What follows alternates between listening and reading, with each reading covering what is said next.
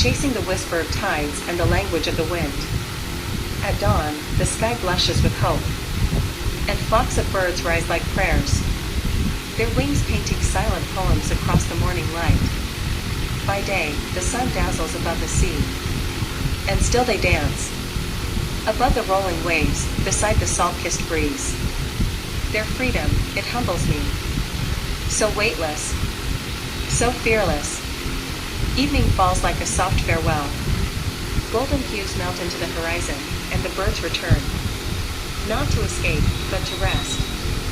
Until the sky calls them again. I stand alone, yet I feel connected. To every wing beat, to every wave, to every forgotten grain of sand beneath my feet. I am not just a traveler. I am a seeker.